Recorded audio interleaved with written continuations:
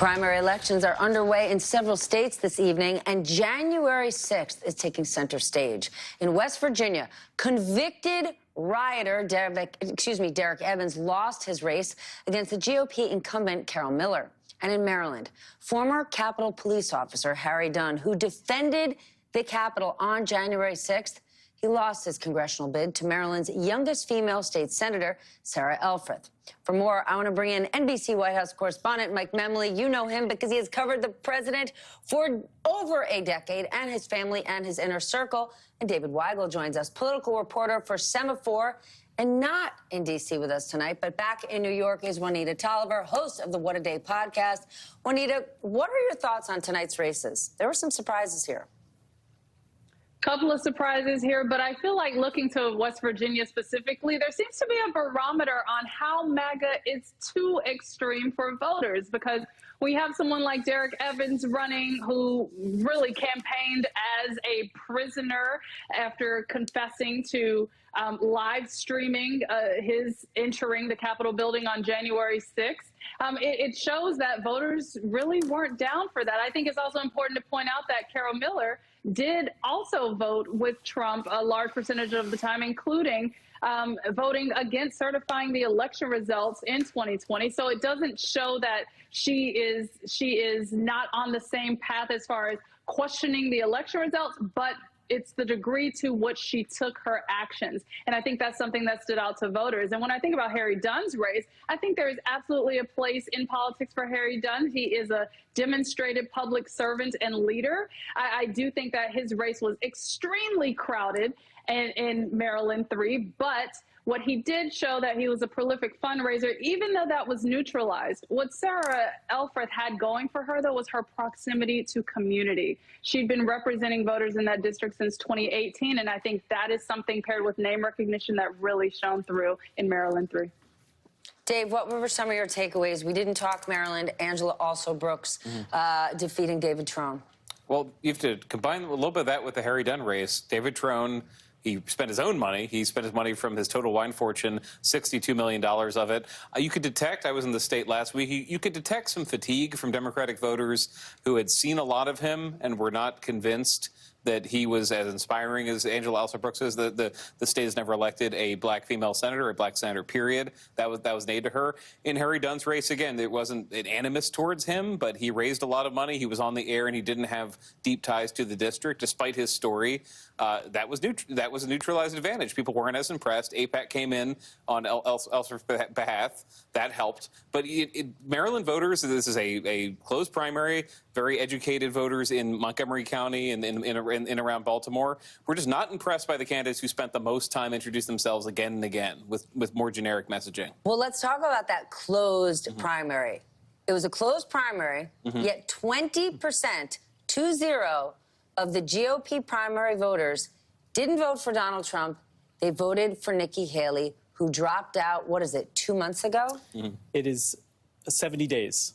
10 weeks, Steph, since Nikki Haley dropped out of the Republican primary, and she's still getting 1/5 of the vote in Nebraska, 1/5 of the vote in Maryland. The Biden campaign is out tonight. And you can't say, well, it's Democrats who just slid over. That's right. And this is something that the Biden team is watching very closely. Maybe not in a blue state like Maryland, not a battleground state. Maybe not in West Virginia, a solidly Republican state, where, by the way, a solidly MAGA state where Nikki Haley even got 10% of the vote there, which is a good showing.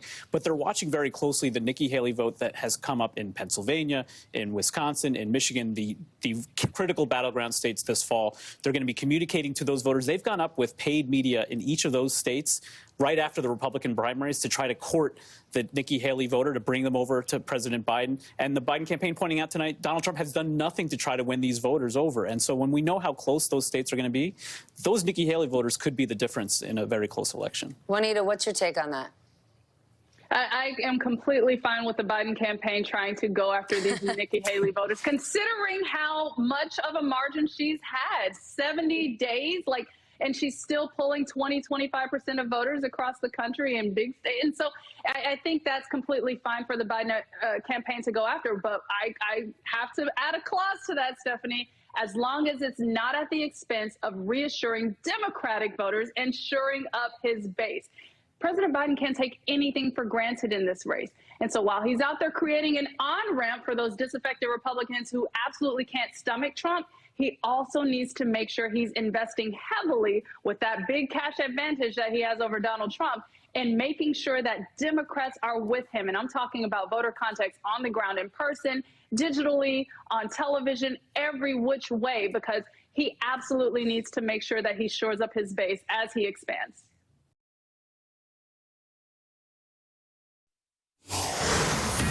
Good evening, everyone. I'm Laura Ingraham. This is the Ingraham Angle from New York City tonight. Primary elections underway right now in West Virginia, in Maryland, and in Nebraska. West Virginia polls are closing this hour, where more than a half dozen Republicans are vying for Manchin's open Senate seat. Results will be coming in at the bottom of the screen, and we'll bring you any major developments as they happen. Polls closing moments ago in West Virginia, where Republicans are vying to pick up Senator Joe Manchin's Senate seat. Results should start coming in soon at the bottom of your screen. And in Maryland and in Nebraska, the polls are still open. All three states could have a major impact on the balance of power in Congress. So stay with Fox for all the latest results.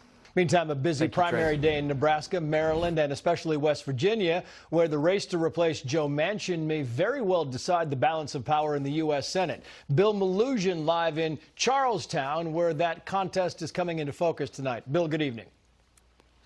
Yeah, Trace, good evening to you. The results are officially in here in West Virginia. The current governor, Jim Justice, backed by Donald Trump, will be the Republican nominee this fall. And a Fox analysis shows this seat in particular gives Republicans the best chance this fall to flip a seat in the Senate. This seat, of course, left vacant by the retiring of Senator Joe Manchin. But as for the winner, Jim Justice, tonight, he was actually elected to office here in West Virginia back in 2016 as a Democrat. He switched parties in 2017 after Trump won his state by about 40 points. Here's some of what Justice had to say after his big win tonight. I'm not going to D.C. to just go up there and be part of the party.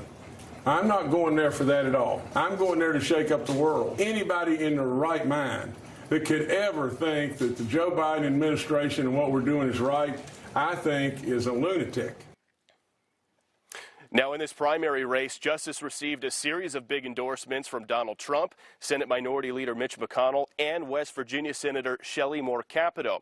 Justice's main opponent in this primary was West Virginia Representative Alex Mooney. He's a member of the House Freedom Caucus who billed himself as their true conservative in this race. He was endorsed by Senators Ted Cruz and Rand Paul, and despite the loss tonight, Mooney says he's focused on beating Democrats this fall. We fought hard. We ran the race all the way through. I'm still in Congress through the end of the year, where we have opportunities to fight back against the Biden agenda every step of the way and make sure we win in November from the top of the ticket. Now, on the Democratic side of the race tonight, it is still too close to call. However, the mayor of Wheeling, West Virginia, a man named Glenn Elliott, he is currently in the lead, and he is endorsed by Senator Manchin. Trace? We'll get back to you with any breaking news. Bill Malugin live for us there. Bill, thank you. Well, today's primary in Maryland could have an impact on the balance of power in the U.S. Senate, with popular former Governor Larry Hogan cruising to the GOP nomination in the race to replace retiring Democrat Ben Cardin. Mark Meredith is live on the ground in Annapolis. Mark, good evening. Trace, good evening to you. As you mentioned, former Maryland Governor Larry Hogan, had no problem cruising to victory tonight in the Senate GOP primary. But for him and Republicans overall, now begins the hard work, because they're going to have to spend a lot of time, money, and energy if they're going to try to flip a seat in this solid blue state. We heard from the former governor not long after the polls closed earlier tonight. Tonight, the campaign for Maryland and America's future begins. With your help, we're going to bring our case for strong, proven, effective, and independent leadership directly to the people of Maryland. In the Democratic primary, a much closer race and even an upset tonight after Congressman David Trone was defeated by County Executive Angela Alsobrooks. This was notable because Trone had spent more than $60 million of his own money on this primary. He is a wealthy member of Congress, made a fortune in the liquor retail business, but all of that money, he still came up short in this primary. This was also a huge win for Alster-Brooks because she had been gaining some support in the final weeks of the campaign, also had the backing of Maryland's Governor Wes Moore and a few other notable Democrats from this state. So what happens next? Now that we know who the two candidates are going to be from the major parties, is going to be where this race heads, because it's going to be Larry Hogan trying to appeal to those moderate voters. He already says he's kind of thinking on that independent lane as opposed to the MAGA campaign. Hogan is a vocal critic of former President Trump. Alster-Brooks says that she is looking forward to trying to unite this party. She also is ready to paint Hogan as an extremist. But Trace, this race is going to be expensive, but whoever wins, it could help decide the balance of power in the U.S. Senate early next year. Trace. Expensive but important. Mark Meredith live for us on the ground in Annapolis. Mark, thank you. Well, primary elections in 3 states today: Nebraska, Maryland, and West Virginia, where polls just closed moments ago. Our Newsmax national correspondent Alana Austin has a quick update for us. Hey, Alana. Hi, Rob. Good evening. Polls closed in West Virginia at 7:30 p.m. Eastern Time. Former President Trump is expected to be the winner in West Virginia. No projection just yet. Trump dominated the state in the 2020 general with more than 68% of the vote. No projection yet in the Democrat presidential primary either. And candidates vying to fill retiring Senator Joe Manchin's seat, current Governor Jim Justice, a name that many people are talking about, while no projection there yet. Republican candidate for governor Patrick Morrisey, still no projection. Stick with Newsmax for more primary election results throughout the evening. Back to you, Rob. Good evening. I'm Alana Austin. Polls closed now in West Virginia and Maryland. Still waiting on results to trickle in from Maryland as well. But in West Virginia, Newsmax projects former President Trump as the winner. Trump dominated the state in the 2020 general with more than 68% of the vote. Newsmax can also project that President Biden will win the Mountain State.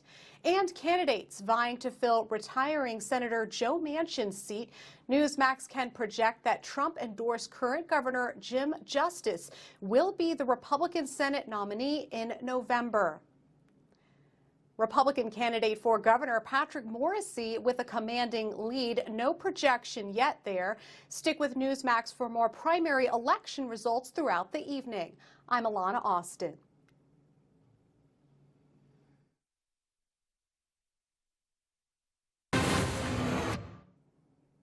Good evening. I'm Alana Austin. Polls now closed in West Virginia, Maryland, and Nebraska. Newsmax projects former President Donald Trump as the winner in Maryland, West Virginia, and Nebraska this evening. Nikki Haley pulling more than 20% of the vote in Maryland, despite suspending her campaign back in early March. Also in Maryland, Republicans hoping to flip the Senate seat of retiring Senator Ben Cardin. Newsmax can project that former Governor Larry Hogan has won the GOP Senate primary there.